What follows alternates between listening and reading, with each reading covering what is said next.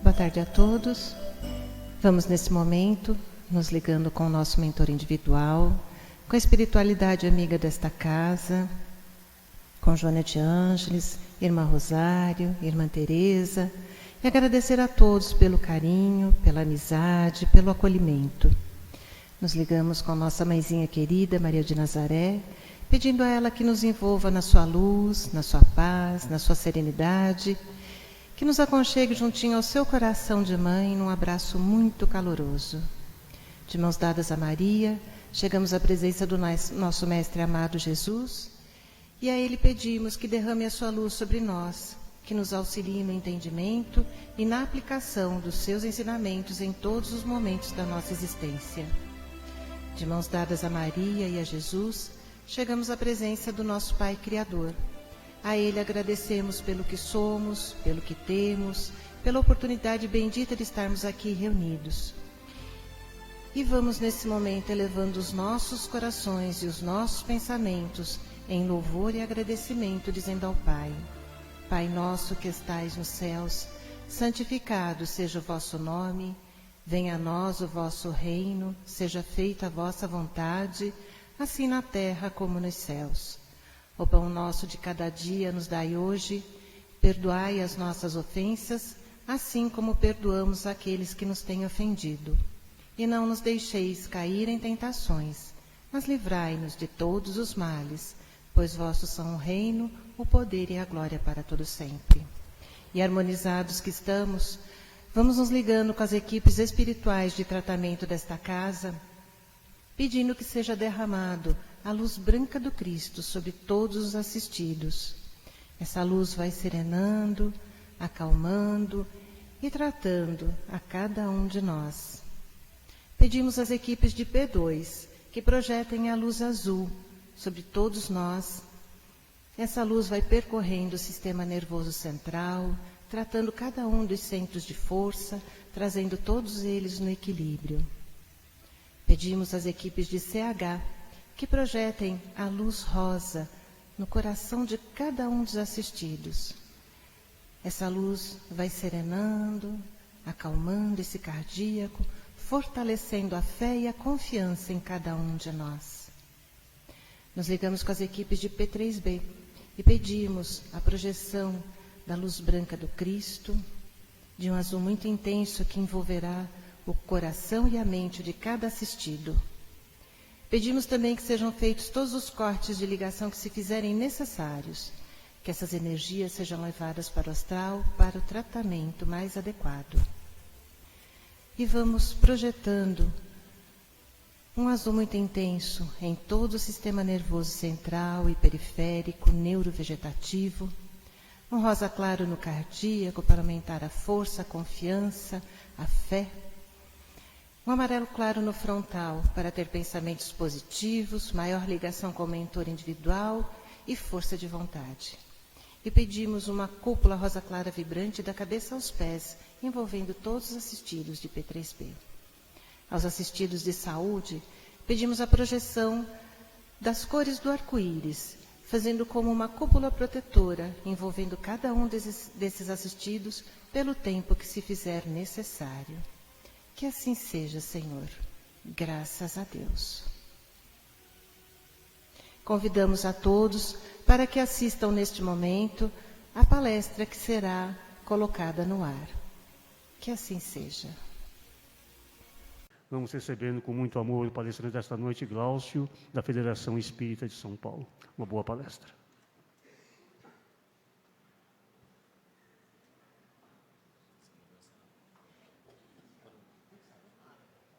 Boa noite a todos, muita paz.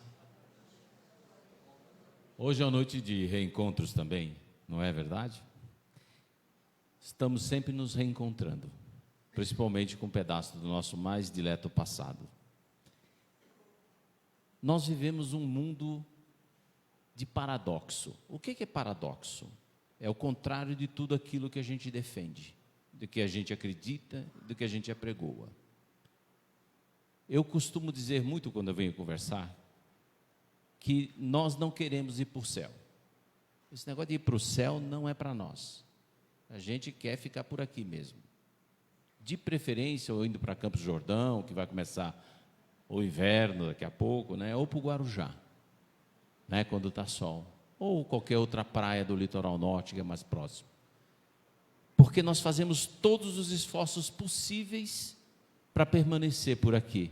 E isso é importante, porque esse estágio com o qual nós convivemos atualmente é fundamental para a nossa melhoria.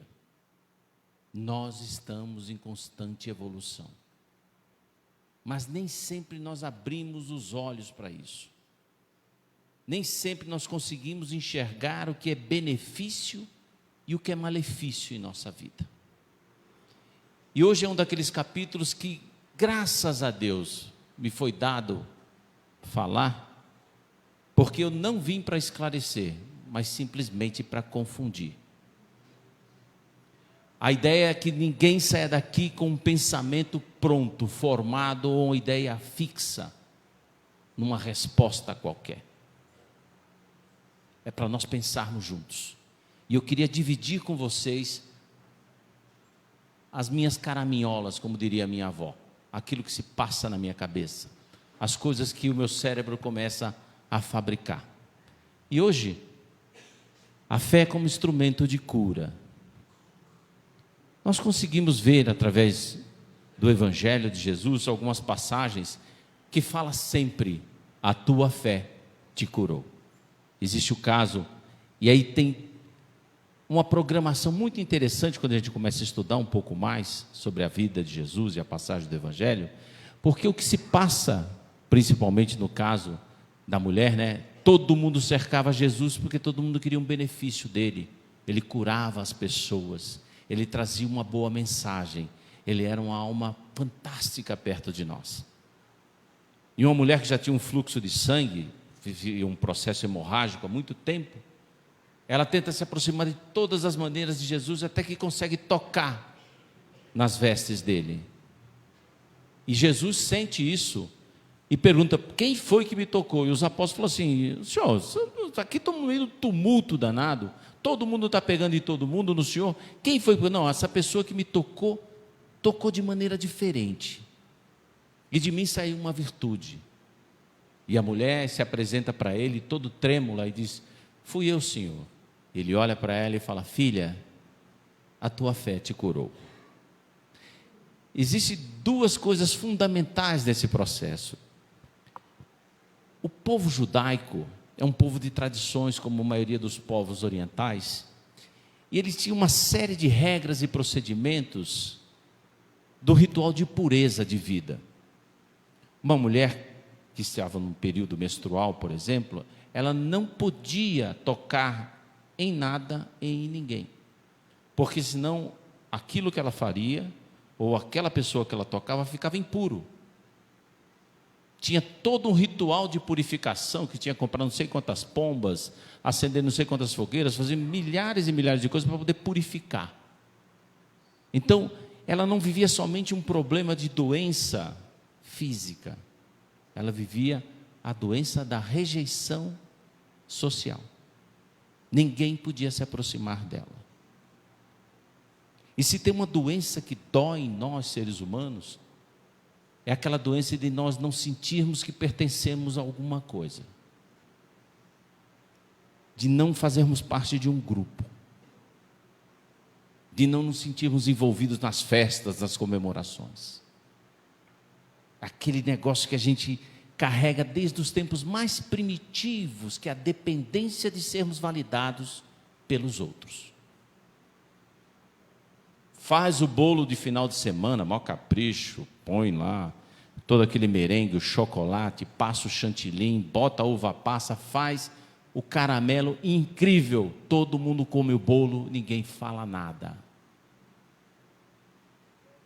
Como é que fica? Vai para a pia com o bico do tamanho de um tamanduá, lavando o prato. Que foi, mãe? Nada não. Mas o que aconteceu com a senhora? Que a senhora ficou assim? Nada não. Ninguém gostou do bolo mesmo? Claro que gostou, mãe, todo mundo repetiu, mas ninguém falou nada. Ou então, aquela porta que está pendurada do armário há 500 anos, mas naquele dia você levanta inspirado, pega a chave Phillips e a de fenda e começa a caçar os óculos, porque nessa altura do campeonato tem que ter o óculos. Sem os óculos a gente não consegue consertar as coisas, os parafusos são pequenos. E você levanta cedo, todo orgulhoso, vai naquela caixa, que é a sua caixa de ferramenta, pega aquele pote de maionese cheio de todos os tipos de parafuso que você foi achando na rua, vai lá e conserta a fechadura. Claro que um parafuso de cada jeito, né? Porque é o que você tinha, mas segurou a porta. E você fica de pé do lado da porta, esperando que ela diga assim: você consertou a porta, que legal, você é o máximo, vou botar mais açúcar no seu café. Mas ela não fala isso. E isso te aborrece o dia inteiro. Isso acaba com o seu dia. E você fala: vou dar uma volta no quarteirão. Percebam aí que existem algumas doenças que precisam ser catalogadas na vida da gente, que não é somente o problema do fluxo hemorrágico, ou mesmo o problema do cego, ou do paralítico, daquele que não andava, mas de todos nós que somos de alguma maneira rejeitados. Aqui, um processo, eu estou misturando bem as coisas para realmente vocês saírem daquele confusos.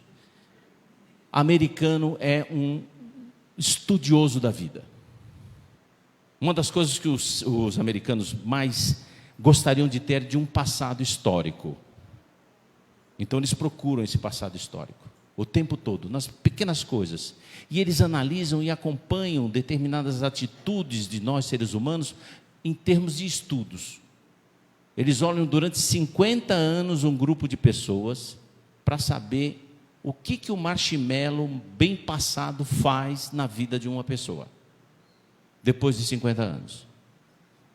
Quantas vezes você abre a geladeira durante a sua vida? Quantas vezes você olha no espelho e põe a língua para fora? Eles fazem estatística de tudo isso. Então eles ficam estudando tudo o que é possível. E dentre as coisas que eles estudam, existe o processo da fé ajudando na cura das pessoas.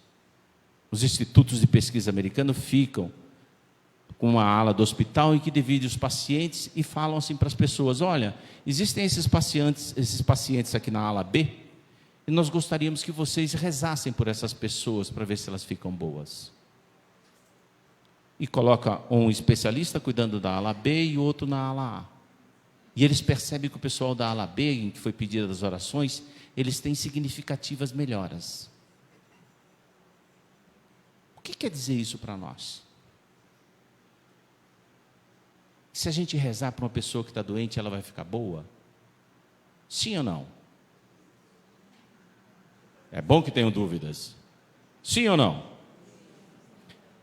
Vocês rezam para quem está doente ou não? Então, esse é um processo interessante, né? Então, vamos lá. Eu quero pegar aquele exemplo lá da mulher que toca na veste de Jesus e de nós que rezamos pelos outros. E aí a primeira coisa que eu pergunto é uma atitude de fé procurar a cura através de outra pessoa, de um benefício. E é um tipo também de oração, de prece. Como é que se reza? Como é que se faz uma oração? É só com palavras? Ou com atitudes? Ou com olhar? Na história da federação, a Federação Paulista, a Federação do Estado de São Paulo, ela já foi fechada diversas vezes pela Rádio Patrulha nas décadas de 50, 60, 40 e etc. e tal. Porque os espíritas eram uma revolução no meio cristão.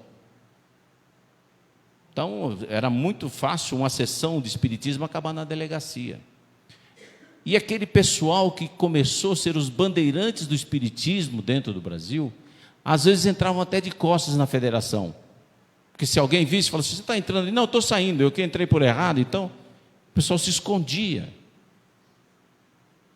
Quando se comemorou alguma data da fundação da federação, existia lá um senhor que sempre ia em todas as sessões.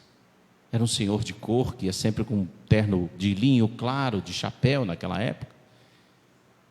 E o condutor, o dirigente do trabalho, falou assim: hoje é aniversário da federação. Eu queria convidar o senhor para fazer a prece de abertura, porque nós percebemos que o senhor vem todas as vezes aqui. Toda semana o senhor está aqui prestigiando o trabalho e o nosso esforço de implantar a verdade. E ele, honrado, de chapéu na mão, foi até a frente. Todos fecharam os olhos e ele começou a chorar. E ele chorou, chorou, chorou. E até que conseguisse segurar o seu soluço, o seu choro, no final disse amém.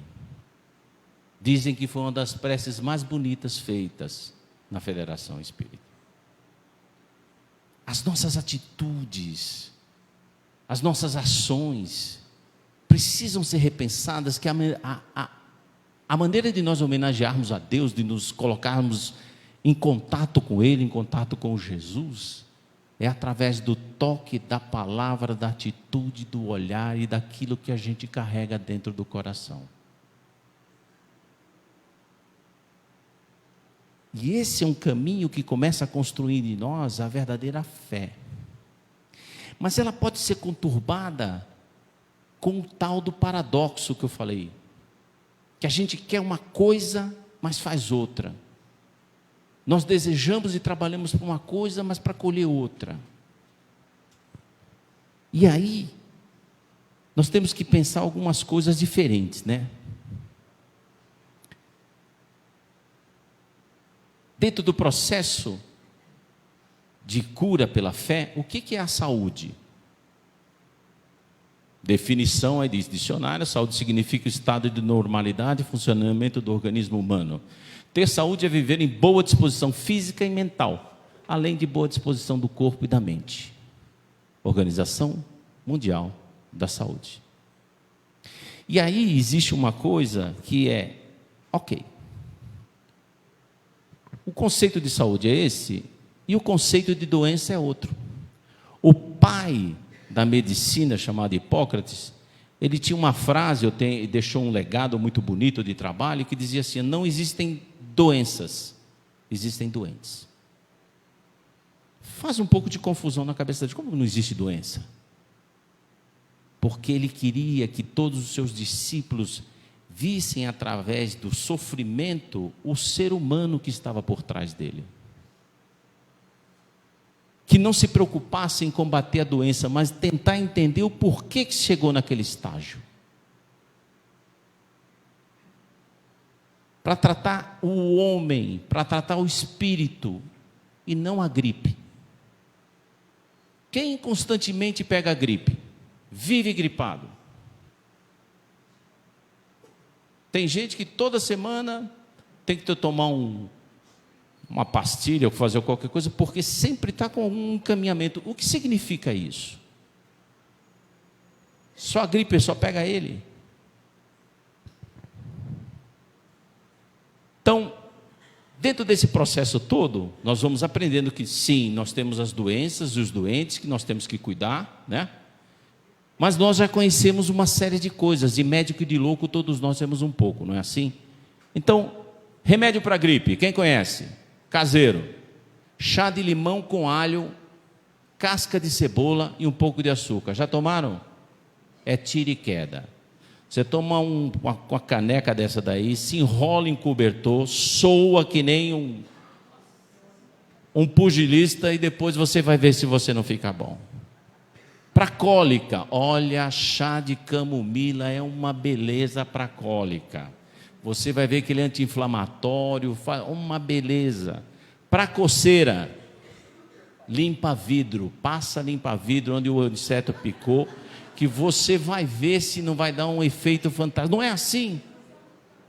Tem gente que quer curar o mundo através de chá. Você está preocupado, está nervoso, a pessoa fala assim: olha, toma um chá. Né? Olha, está com dor de cabeça, toma um chá. Para coisa quebrada, qual o melhor remédio para coisa quebrada? Tinha um tio meu que falava que Durepox. Uma vez quebrou o parafuso do vaso sanitário, ele fez uma manobra, foi no depósito, comprou uma caixa de Durepox, emendou, deixou secar e o parafuso ficou perfeito. E falava assim, vem cá que eu vou mostrar para você, quebrou o parafuso aqui. Ó. Durepox virou remédio para tudo. Nós temos sempre o que pode-se dizer um remédio para cada coisa. Mas o ser humano não é uma ciência exata. O remédio que te cura pode me matar. O alimento que te revigora pode me intoxicar. Nós seguimos ainda um padrão de aprendizado de que fazer conosco. Mas a grande questão de tudo isso é por que nós adoecemos. Diversos podem ser os motivos. Uma exposição a condições extremas, extremo frio, extremo calor, extrema secura, extremo tudo, inclusive extremos banquetes. Nós saímos do McDonald's pelo quilo, e é interessante final de semana, em que a gente vai no quilo. Geralmente as mães, né? A filha chega, o filho, olha, hoje você não vai cozinhar, mãe, vou levar você no restaurante. E leva no self-service, ou no serve-serve, como o pessoal gosta de falar. Né? E aí você vê que a mãe vai no prato, na frente, vai pegando uma coisinha só de cada. No final da fila, o prato dela dá 1,230 kg, e ela ganha um suco grátis.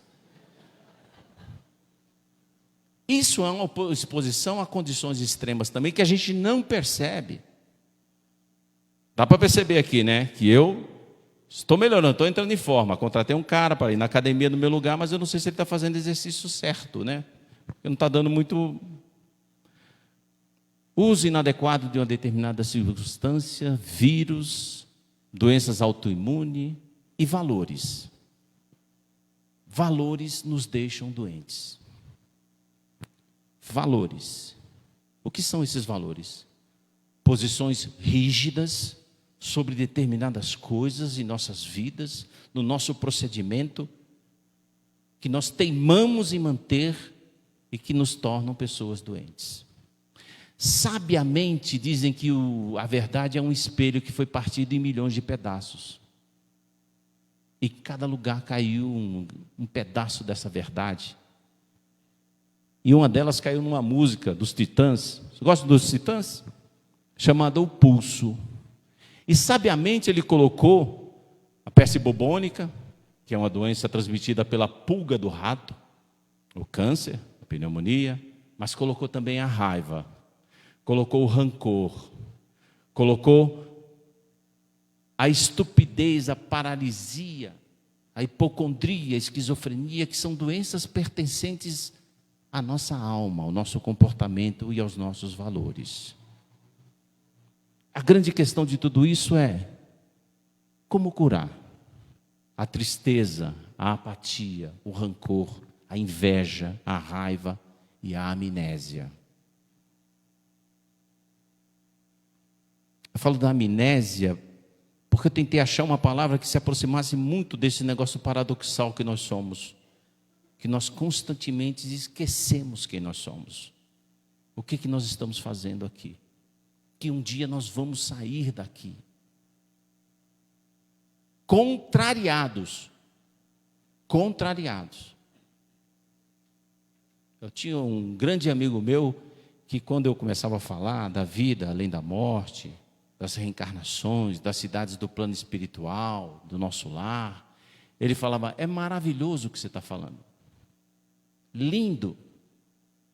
Mas o dia que você vê passar meu caixão, você pode falar para quem esteja aqui, lá vai um contrariado.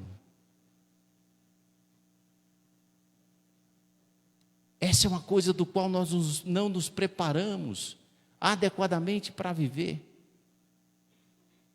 Nós precisamos nos corrigir, nós precisamos nos adequar para uma vida maior.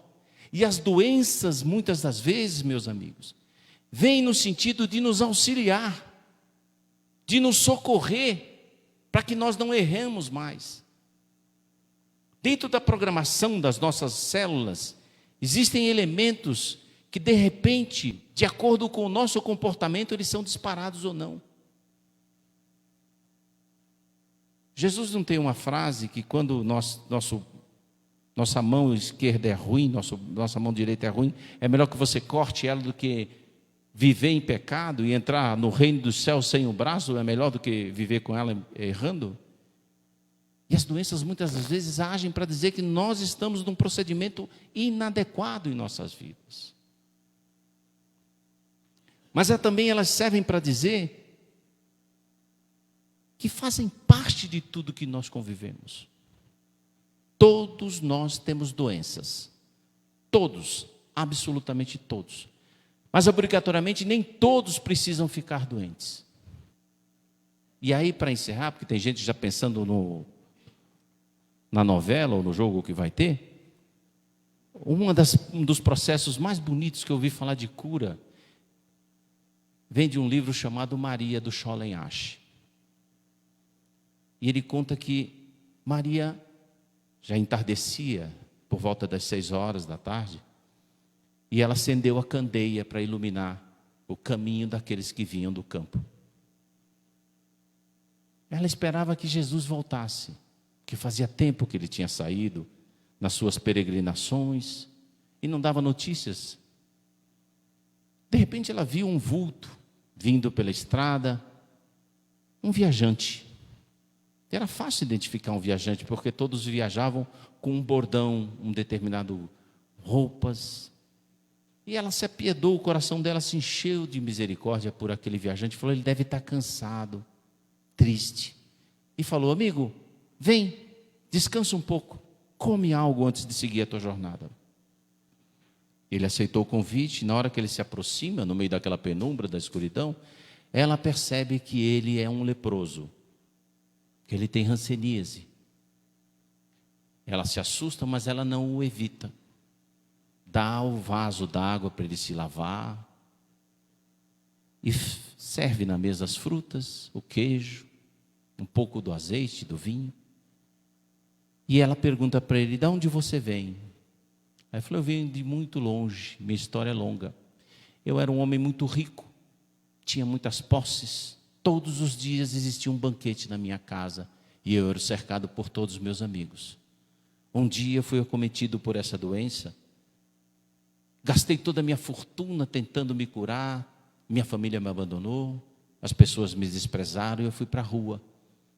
Mas eu ouvi falar de um profeta de Nazaré que curava as pessoas e vim atrás dele. E ela pergunta, e você o encontrou? Sim, eu o encontrei. Encontrei e ele estava, nesse momento, num monte, cercado por uma multidão, a falar das belezas do reino de Deus, das bem-aventuranças, de que todos nós tenhamos um quinhão, apesar dos nossos sofrimentos, de prazer na vida ao lado de Deus, nosso Pai, das riquezas da pobreza, da dignidade da pobreza, da justiça. E ela olha para ele e fala assim, mas ele não te curou? E ele se volta para ela e diz, bem que o quis, mas quando ele chegou até mim, eu já estava são. Doenças, todos nós temos. Doentes, todos nós podemos ficar. Fazer com que isso nos paralise, nem sempre é bom, nem adequado. Principalmente para nós, devedores contumazes da bondade de Deus, nosso Pai. Uma boa noite a todos, muita paz.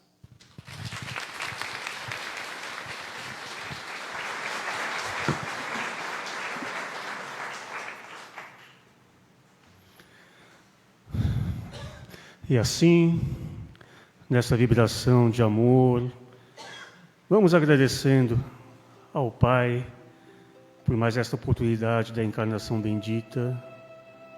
Agradecer ao nosso querido Mestre Jesus por teu evangelho regenerador, por seus exemplos. E com essa vibração de amor, vamos todos nos unir, entrelaçando nossos corações, vibrando muito amor para os nossos irmãos e irmãs que estão em situação vulnerável, aos nossos irmãos e irmãzinhas que estão em conflito, aos que passam fome, aos que estão no asilo sozinhos, aos que estão com fome.